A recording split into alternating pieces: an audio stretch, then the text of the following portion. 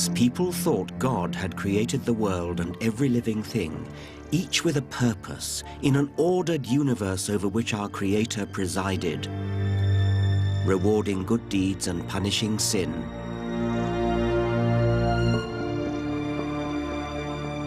Charles Darwin's theory of evolution by natural selection blew a hole in this comfortable explanation of life and faced us with a blindingly obvious yet disturbing truth. Humans don't have dominion over animals. We are animals. We're the fifth ape. But even Darwin hesitated to say this out loud. It throws into question our trust in our fellow human beings. Are our morals and manners just a veneer? Since a struggle for existence drives evolution, why don't we humans run an entirely dog-eat-dog world? How about genocide and ethnic cleansing? Are they some kind of survival strategy? In this program, I want to confront the issue that Darwin skirted around in The Origin of Species, the evolution of human beings. I want to ask what it means for us to be evolved. The question is more urgent than ever. Increasingly, religious people and others attack Darwinism for, in their view, excusing selfishness and barbarism. Throughout my career, I've wrestled with how to reconcile my liberal values with what Darwin revealed to be the pitiless war of nature. So now I'm going to take you into the Darwinian heart of darkness and look for answers and for hope. Natural selection is the driving force of our evolution, but that doesn't mean that society ought to be run on Darwinian lines. As a scientist, I'm thrilled by natural selection, but as a human being, I abhor it as a principle for organizing society.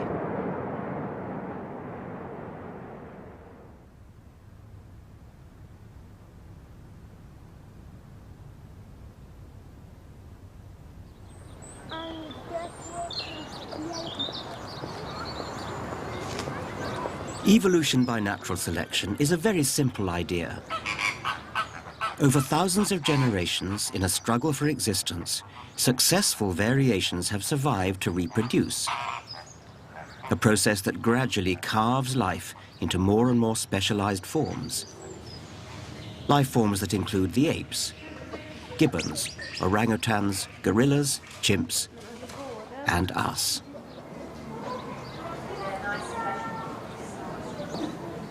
Here at London Zoo, back in the 1830s, the arrival of the first apes outraged polite society. Queen Victoria, for one, found them painfully and disagreeably human.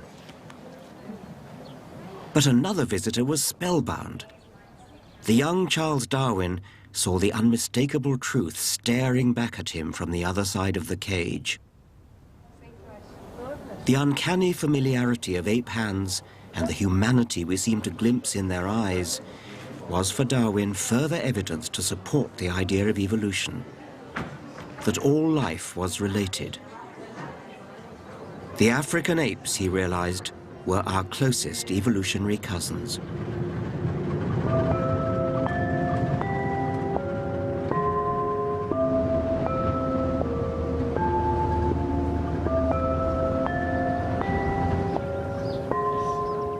East Africa, my birthplace, and rather more importantly, the birthplace of the human species itself. Between 5 and 6 million years ago, there lived in Africa an ape who had 2 children. One of those children was destined to give rise to us, and the other was destined to give rise to the chimpanzees. If I stood here and held my mother's hand, and she held her mother's hand, and she held her mother's hand, and so on back to the grand ancestor of all humans and all chimpanzees, how far would the line stretch? The answer is about 300 miles. Over that surprisingly short distance, the fossil record shows evidence of extraordinary changes. The paleontologist Richard Leakey and his family have uncovered the hard evidence in Kenya's Rift Valley. Evidence that charts the evolution of our ancient human ancestors. About 1.9 million years ago, you have skulls like this turning up now, and this is what they were calling Homo habilis. Largish brained, still got a flat big face, and probably ancestral to Homo erectus, which turns up in Africa at about 1.8 million years. This then is the ancestor to Homo sapiens. This persists for almost 1 million years, this condition, and then it gives way to something with an even larger brain, things that are much more like ourselves, these whopping great vaults. The brain has really expanded. It's much more like a modern human brain in terms of size and in terms of shape. And by the time you get to this, all of these others have disappeared from the fossil record. So there's all the major steps in the human story are in fact told in Africa. I often meet people who say to me, nobody's going to tell me I'm an ape. Is there a kind of visceral revulsion, do you think? Do you meet that as well?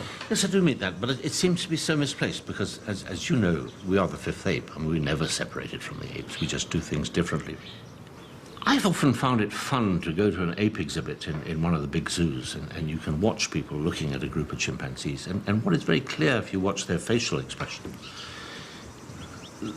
you can see that they're not so sure that that ape's like them, but they can look around and say, yeah, there's a similarity between the person on the other side of the cage. We are closer to chimps, African chimps, than a horse is to an ass. Horses and asses put together produce offspring. Wow, says everybody. Are you? Yeah, I am.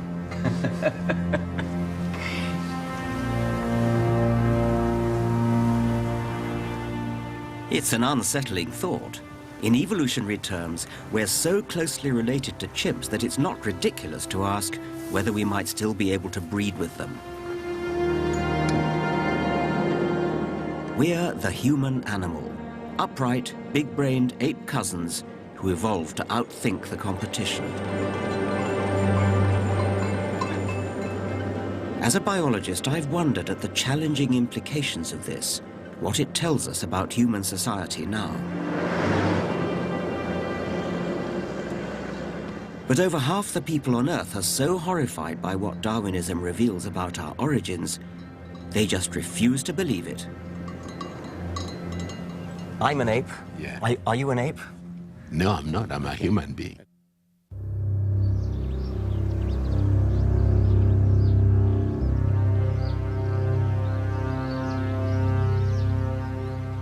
I'm on a journey exploring the dark side of Darwinism. I want to confront what it means for us to have evolved in nature's brutal struggle. Why should the fifth ape love thy neighbor? The thought of our animal origins can upset people. Read The Origin of Species, Darwin's masterpiece that set out his theory of evolution, and you will find only a handful of passing references to human origins. That man was made in God's image, having dominion over the animals, defined what it meant to be human. So, discussing human evolution was just too risky. Darwin shied away from it and simply wrote near the end, "Light will be thrown on the origin of man and his history." But when the book came to be published in 1859, the buzz was all about the extraordinary implications for mankind. Were we just beasts in fancy dress? Evolution became known as the monkey theory. The row has not gone away. In Kenya, the cradle of mankind, religious groups are trying to block the opening of the National Museum's exhibit of human fossils. The fossil record of human ancestry has a particular fascination. To me, these are far more precious than the crown jewels. This is the Turkana boy, Homo erectus, 1.5 million years old, the most complete ancient human skeleton ever found. It's one of the most precious relics in any museum anywhere in the world. It would be an enormous pity if there were any pressure not to allow it to be seen.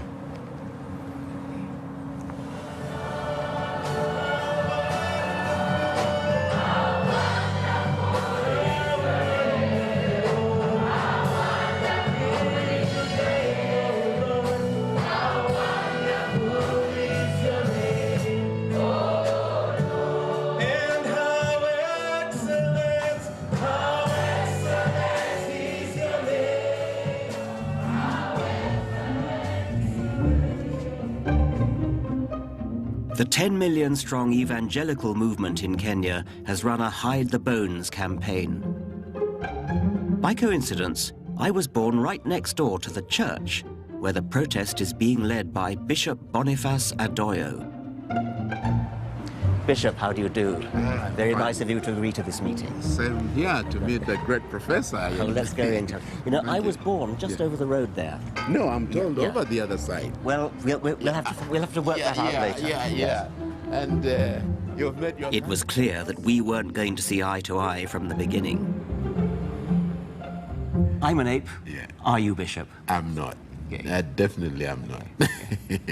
I'm special. Made in the image of God, in the creative mind of God, creative as God is, who made me. That's the difference between the ape and me. Well, I'm an ape, I'm an African ape, and I'm very proud to be an African ape. Yeah. And so should you be. Don't you think the evidence should be displayed for all to see and make up their own minds? Yeah, sure. But you're against displaying it. Everybody You're should make up their own mind. No, I'm not against the display. I'm against the attachment of the evolution theory to the displays. You see, that's all we're talking about. So you'd be happy for them to be displayed but not with evolutionary messages? Because they are complete human being skulls. Well, not really. I mean, they're very much smaller than ours, and they've got very much less brain. The 3 million-year-old one had the same size brain as chimpanzees. They were kind of chimpanzees on their hind legs.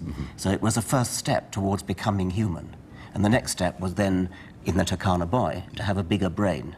And the final step was to have an even bigger brain like us. If that's where we originated and evolved into this stage, why aren't those chimpanzees also evolving into man? Why aren't they extinct? Because by the time we developed to this level, they should have been extinct. No, that's not the way evolution works. We're not descended from them. Yes. We're cousins of them.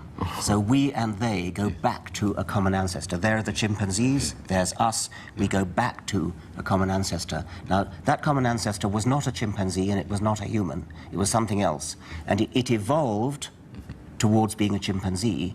In a different direction, it evolved towards being a human. So chimpanzees have been evolving all that time, and humans have been evolving all that time. And they'll probably both go on evolving, but we can't predict where that will go. Our discussion now threw up an important point about evolution. So what is the goal of evolution? What is the ultimate goal? Is it for us to have big heads? No, there is no goal. There's no goal? It just happens. That doesn't answer my question. Where are we heading to? I mean, up to where shall we say that this is the limit of evolution? It doesn't have goals. It's a misunderstanding of evolution to say it has goals. It never did have goals. It just changes.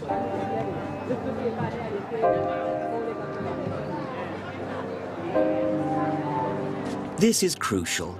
To understand evolution by natural selection, you have to grasp that it is not a grand scheme with goals. It's a harsh, unguided process which simply favors those that are most successful at passing on their genes. It has no morality or purpose. And we humans are just one of its products.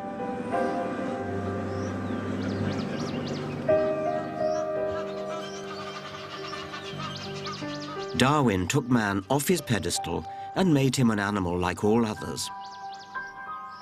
We evolved in the ruthless competition of nature. So, what does that mean for us and our society? To begin to grapple with this problem, we have to understand what nature is in all its brutal glory. It looks like nature in harmony. Actually, as Darwin realized, there's a struggle out there. All the players are working for their own benefit, and because they're surrounded by others who are working for their own benefit, they tend to exploit each other. In the shady forest, all the plants are struggling to get to the light. Big trees pay the price legitimately by growing up to the sun. But this strangler fig does a very strange and cruel thing. It started life high up in the tree from a seed, perhaps dropped by a fruit-eating monkey. It then sent roots down towards the ground in order to get nourishment from the ground. And then these roots proliferate all around the original tree and strangle it to death. Eventually, the original tree will die, and the fig will be left standing on its own, having usurped its position in the sun.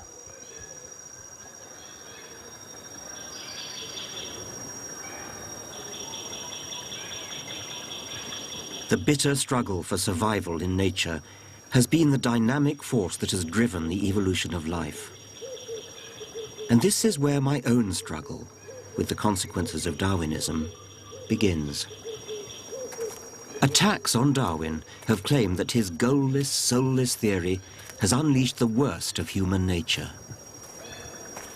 If nature is ruthless competition, and nature is where we evolved, then is this the model for human society?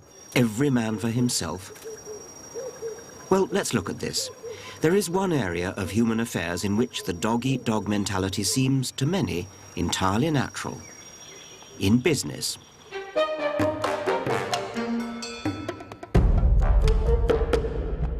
Certain elements of business have always loved what they perceive as Darwin's message. The strong must survive, the weak perish. Here is apparent justification for unrestrained capitalism and denying help to the poor. Several of the great entrepreneurs of the early 20th century, the so-called robber barons like the oil tycoon John D. Rockefeller, were unashamed social Darwinists. They believed human progress would be delivered by modeling business and society on nature, on the unceasing struggle of the jungle. Today, the giants of the oil industry stand as monuments to Rockefeller, the architect of our business age. Social Darwinism is still with us. In the 1990s, the American energy company Enron ran a kind of nasty Darwinian experiment, lining up 15% of the least fit of their workforce to be fired each year. It didn't end well. Enron selected not necessarily the best, but the most ruthless individuals who turned a blind eye to the widespread fraud that brought the company down in scandal. Ken Lay, Chairman and Chief Executive Officer, Enron. I've come to a convention of entrepreneurs in London to observe today's business animal up close. My best friend is a money broker in the city and has more money and knows what to do with, and he's offered me whatever I need. Okay, one thing's confusing me, and that is why you're here. Mark, good presentation. I suppose I should put my cards on the table. I don't like the recruitment industry generally. For a very long time, people have noticed the similarities between economic systems and biological systems, and particularly the notion of competition in both systems. When businesses compete, we can think of them as design. So you might have a design for a bank, a way to run a bank. And each of the banks along the high street will have a slightly different way of running a bank, a different design. And the evolutionary competition is it's a competition for you walking down the high street to determine which bank will serve you best, which design suits your needs better than the others. So are we looking at corporate apes fighting for supremacy without compassion, teeth bared? I wonder if it's more posturing than reality. Do you think there's a risk of overdoing the Darwinian analogy? Yes, very much so. The press loves to play up company CEOs and entrepreneurs as these heroes, and in many ways they are. They work incredibly hard, make great sacrifices. But the myth is that they were these great visionaries, these people who could predict the future and drive an organization toward that future. The reality is economic systems, just like biological systems, are hugely complex. And being able to predict what's going to happen in the long term is extraordinarily difficult or even impossible. And what some companies do is, rather than try to outguess where the market is going, they'll create some notion of variety within their company and then let the market choose, let customers decide which products and services they like best. But these legendary moguls who emerge, I mean, is it sort of luck that they're the ones who they just happen to get it right, and with hindsight you can say that they got it right, but that's all, it's just hindsight? Well, not to take away from the talent that these individuals may have, but if you imagine a room full of people flipping coins, if the room's big enough, one of them is going to get 10 heads in a row. And then if you ask that person, what did you do? They'll say, well, I'm an expert coin flipper. I got my wrist just right. And we see the same thing in business. So, Darwinism in business seems to be little more than a metaphor, an analogy. It certainly doesn't provide a straightforward natural law for economic progress, as social Darwinists used to argue. But can Darwinism be applied to other areas of human affairs? What about taking back the reins of our own evolution? Don't copy nature, but control it. Speed up the elimination process. Once they have been born, defectives are happier and more useful in these institutions than when at large. But it would have been better by far if they had never been born. It's been tried before. The eugenics movement of the early 20th century aimed to stop the weak procreating through compulsory sterilization of the unfit. Eugenics seeks to apply the known laws of heredity so as to prevent the degeneration of the race and improve its inborn qualities. Here was a slippery slope down to a nightmare. At its worst, eugenics became a dark tribal vision, ultimately used to justify ethnic genocide in Nazi Germany, with horrific echoes in Bosnia and Rwanda. I feel strongly that the barbarism that was the culmination of eugenics in the 20th century was atrocious. But it's important to say eugenics is not Darwinism. Eugenics is not a version of natural selection. Hitler, despite popular legend, was not a Darwinist. Every farmer, horticulturalist or pigeon fancier knew how to breed for desired outcomes. Eugenicists like Hitler borrowed from breeders. What Darwin uniquely realized was that nature can play the role of breeder. Darwin has been wrongly tainted. I've always hated how Darwin is wheeled out to justify cutthroat business competition, racism and right-wing politics. And throughout my career, I've grappled with the apparent paradox of the way cooperation, being nice to each other, even morality, could evolve from the mindless brutality of nature.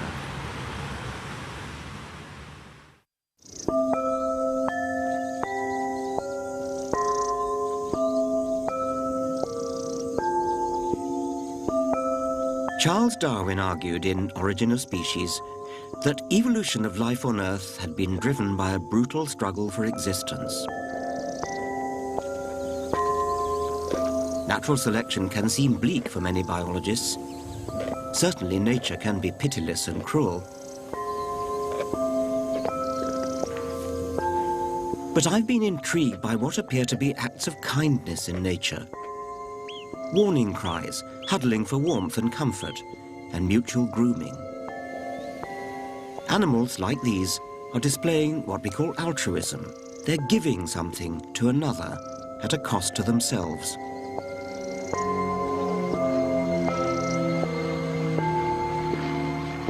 The question I've grappled with as a biologist is why? The explanation must at some point involve the brain. Altruism, like any other behavior, must have evolved over time as brains have evolved. So now, I want to talk to somebody who knows about our evolved psychology. Steve, hello. Nice to see you. When we teach about evolution, we naturally tend to focus on anatomy, but you could equally well say that psychology, that our minds are evolved organs or organ systems, couldn't you? Well, yes, and we have every reason to believe that the mind is a product of the activity of the brain, and I happen to have one here. And it's clear that the brain is an organ. It's got an evolutionary history. All of the parts in the human brain you can find in the brain of chimpanzee and other mammals. And we also know that the brain is not just a random neural network. And we have reason to believe that a lot of the products of the brain, our perception, our emotions, our language, our ways of thinking, are strategies for negotiating the world, surviving, bringing up children, finding mates, negotiating relationships. I suppose we can all understand why sexual lust has Darwinian survival value. And are you now saying that the mechanisms for guilt, trust, that those are a bit like lusts? I mean, there's a lust to trust, or is that not a... Indeed. I mean, there are... and people have no problem accepting Darwinian explanations for emotions that are triggered by the physical world. Fear of heights and snakes and spiders and the dark and deep water. Disgust at bodily secretions that might be carrying parasites or rotting meat and so on. But often feel a little more surprised and even resistant to the idea that some of our moral emotions might have an evolutionary basis, like trust, like sympathy, like gratitude. But I think that as clear as it is that fear has an evolutionary basis, I think our moral emotions can be analyzed in the same way.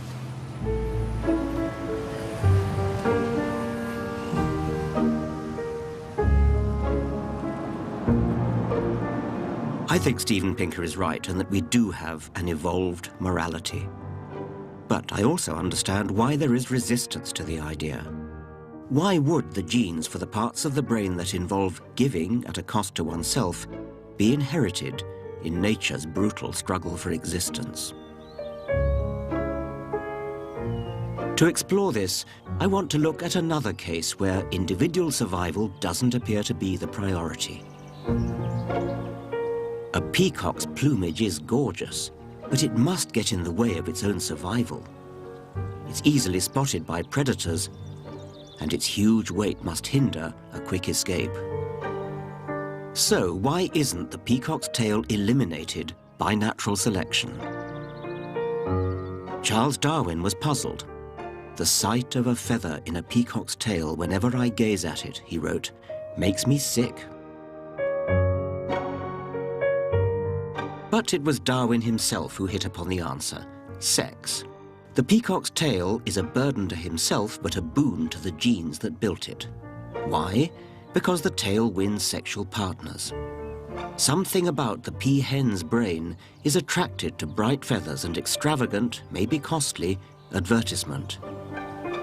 Peacock evolution has been shaped not just by individual survival, but by peahen brains. Peahens, in effect, selectively breed peacocks, as pigeon fanciers breed pigeons. Darwin defined this as sexual selection. Evolution, he now realized, wasn't just about which animals survived, but which could prevail in winning the favors of the opposite sex. Cowboy, keeping it real for you. I'm the naked cowboy. You gotta do what you gotta do. There are two ways for an individual to pass its genes on to the next generation. You've got to survive, and you may have to be attractive to the opposite sex. A peacock is a walking advertising hoarding. A peacock's tail, with its eye spots, is like a walking neon sign.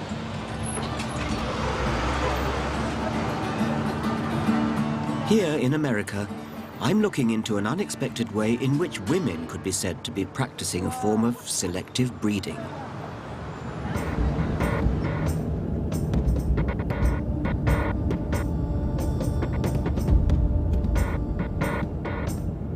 I'm going to meet some single women who, in the cold light of day, are choosing the attributes they want to mate with. and hope to pass on to their children. Is it even possible that kindness, altruism, is one of the things they go for? Hi. Hello, you must be Stacy. Yes, I am. Welcome. I'm Richard. Very nice to meet you. Come in. And this is? These women want to become mothers through a sperm donor. It's a kind of high-tech sexual selection. Very much for... Did you think you were choosing a man that you yourself might have been attracted to? Absolutely. Yes. I mean, it's a little bit, I joke, it's a little bit like going on Match.com. You pay for a 3-month membership and you look at the photos. And, you know, I know some women that look at it that way. You know, you're looking for healthy, attractive, fit, and intelligent. So I would want those qualities for my child, the same qualities I would want in a partner. Right. They're appealing for people in general. Yes. At least that's how I look at it.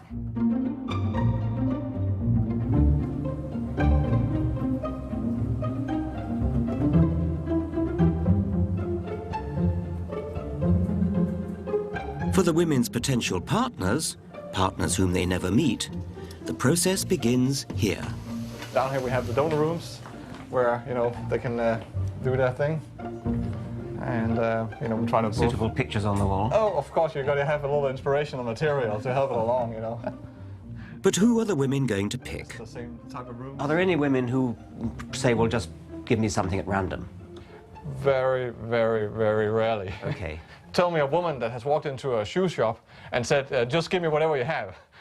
That doesn't happen, you know. No, that's right. Yeah. But I mean, I'm interested anything you buy, because you spend time on your decision. That's right, of course. But I mean, we kind of in our society pay lip service to the idea that there's something taboo about eugenic choice, and so you might think that the women might, as it were, go along with that and say, well, I don't approve of eugenics, so it's America. It's a society of consultation and consumerism. People are used to, you go online, you buy products, you ask questions about the products. And, donors have to provide full and intimate details of all aspects of their life. Shoe size and allergies and skin tone, if he tans easily. There's one that caught my eye. 6'1", hazel eyes, curly brown hair. Favorite pet dog? Favorite pet. If he's a smoker. Likes James Bond. He likes the Aston Martin. He likes jazz music.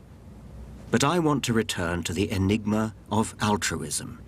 Is it possible that among the qualities women want in a sperm donor is niceness, kindness? I'm interested in this donor because he explained that someone in his family had difficulty getting pregnant, and so it was important to him to be able to help others who were in need of assistance in that area. So I liked that. What's fascinating is that the women don't just want the obvious alpha male qualities. You know, there's so many things that goes into it than just looks or intelligence. One of the donors that have been really popular is actually the nicest guy. And I don't know how you put that in a formal, but he's the nicest guy. Yes. He's not the smartest guy. Yeah. He's not the best looking guy. So how do they know? How do they know he's the nicest guy? From his... He's actually written a really good extended profile about himself. So I've actually met the guy. That I can tell you the profile actually checks out. He is a really nice guy.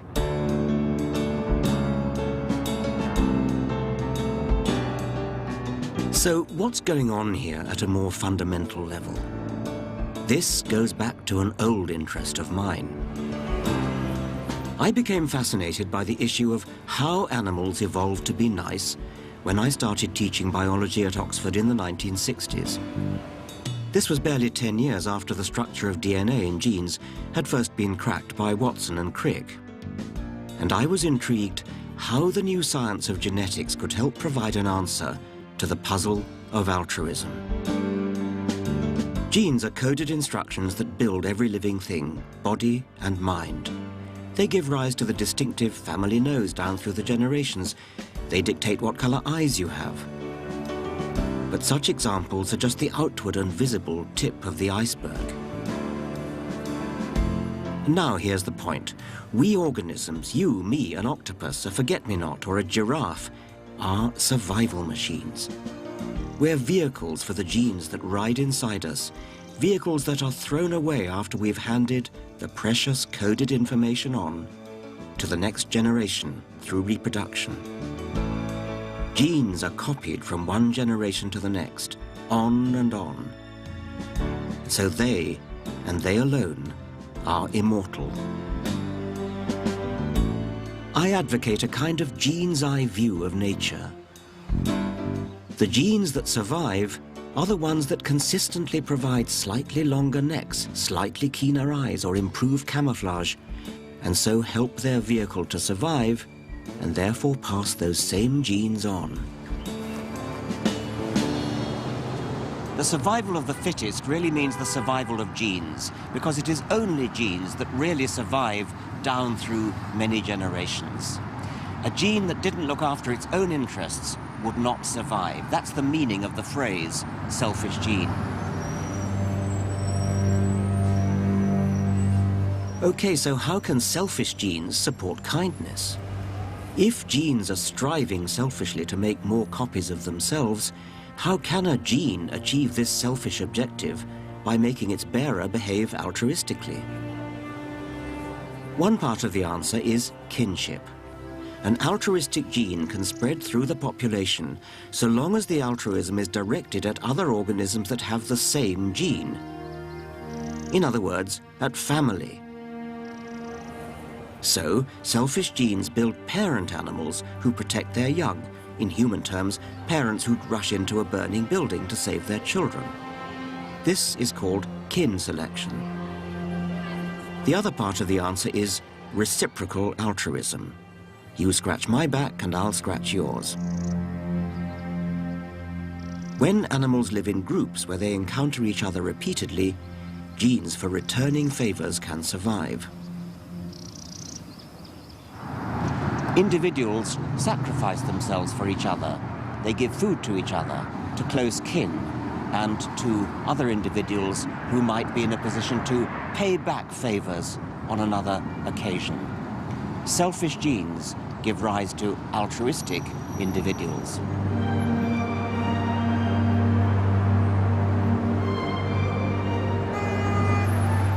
In the 70s, I wrote a book bringing these ideas together, called The Selfish Gene. The idea that altruism ultimately boils down to a survival game for genes raised hackles, but it's now widely accepted among biologists. But it's not the end of the story. I realized there really does seem to be something odd about humans. Aren't humans rather nicer than even the theory of the selfish gene would expect? We donate to charity, give blood, weep in sympathy at the plight of complete strangers. Now, I want to explore why.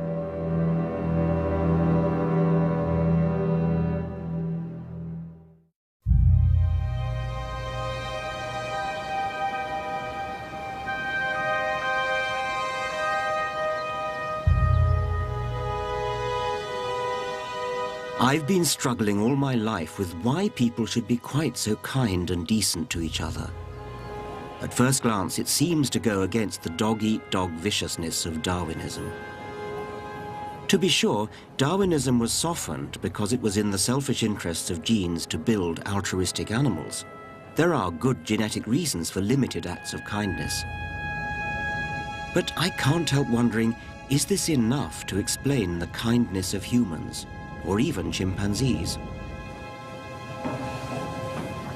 The Dutch primatologist Frans de Waal has been a critic of the selfish gene idea. He studies chimps.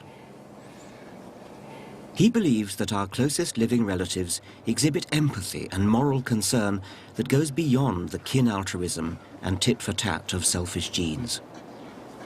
Let's say there's a big fight, someone loses the fight.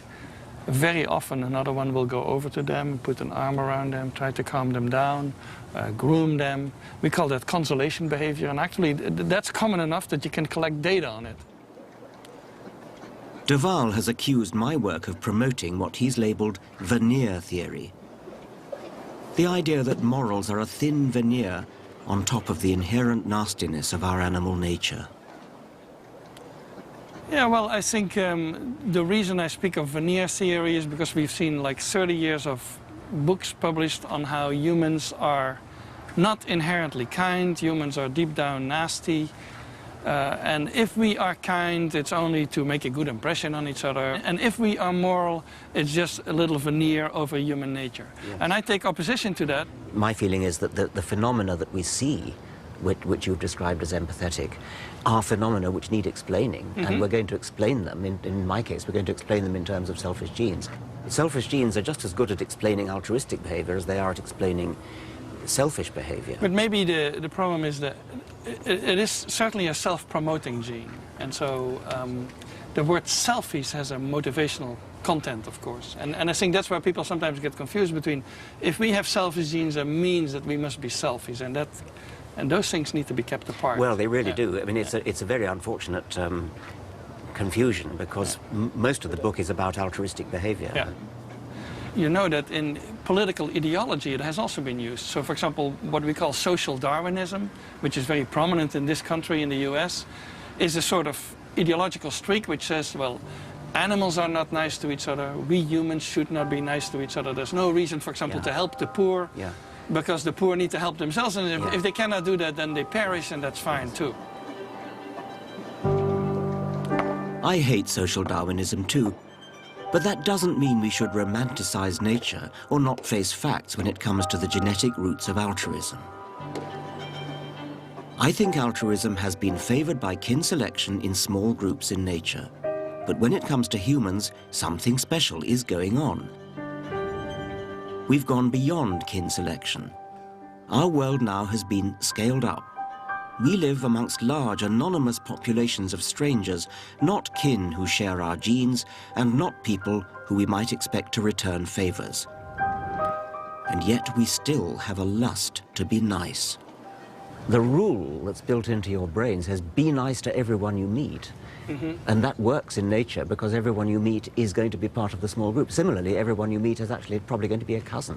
So when I see another human being in distress, weeping or something like that, I have an almost uncontrollable urge to go and console, to maybe, put my arm around them. What's the matter? How can I help?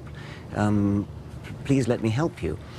And that's a strong inner urge, which as a Darwinian, I believe has ancestral roots in a past when I lived in small groups like this, small bands, in which I was likely to be surrounded by kin or surrounded by individuals who could reciprocate. I no longer am. This person who is weeping is a complete stranger to me. They will never reciprocate. And yet the lust is still there. I can't help it.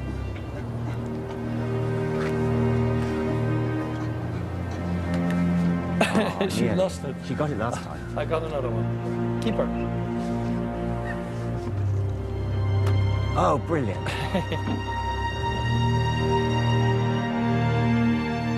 Why are humans often so good to complete strangers?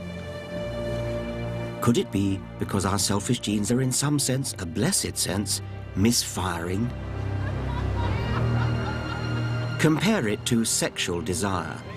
The lust to copulate, even though we deliberately use contraception to thwart its evolutionary purpose, is still there because of hardwiring from the genes. Similarly, we have a lust to be nice, even to total strangers, because niceness has been hardwired into us from the time when we used to live in small groups of close kin and close acquaintances with whom it would pay to reciprocate favors. This, for me, is the antidote to the darkness some have seen in our Darwinian heritage. And it goes further.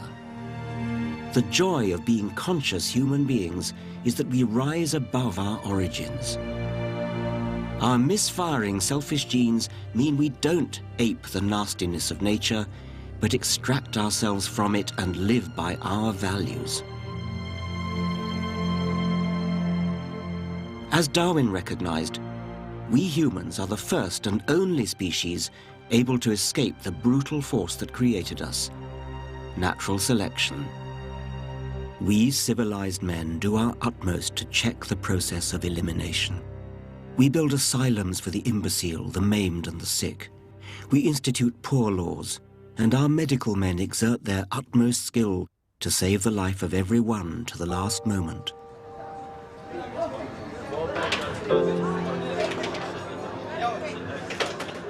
This is the 999 Club in London's East End.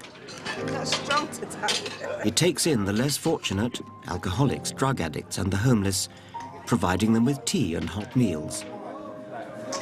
Such altruism is, I believe, among the pinnacles of human civilization. We care for the most vulnerable in our society. We look after the sick. We give welfare to the needy. Because I feel, which I've always felt, that they need something hot to warm them up. You know, when they've been out all night sleeping and they've got no, you know, and they've got no warmth in their bodies. And I just think if we only have a cup of soup. And what makes you feel the need to be so nice and so good? Well, I was a war child, so we never had a lot of food, and that's why I've always tried to look after these best I can. You know, and I think, well, if they're hungry, I'll feed them. So you felt hungry as a child, so Yes. you felt, I don't want that to happen to other people. No, that's it. That's how I felt. We can empathise. We can imagine how it is for others. A society run on crude Darwinian lines would be a ruthless, merciless place. Fortunately, natural selection gave us big brains. With those big brains, we can plan a gentler society, the sort of society in which we would want to live. Evolution has no purpose. There's no benevolence there, no forward planning. Some people find that disturbing, but there is a better way to think about it. We, alone on Earth, have evolved to the extraordinary point where we can understand the selfish genes that shaped us. They are not models for how to behave, but the opposite. Because we are conscious of these forces, we can work towards taming them. Through kindness and morality, modern medicine, charity, even paying our taxes, we can overthrow the tyranny of natural selection. Our evolved brains empower us to rebel against our selfish genes.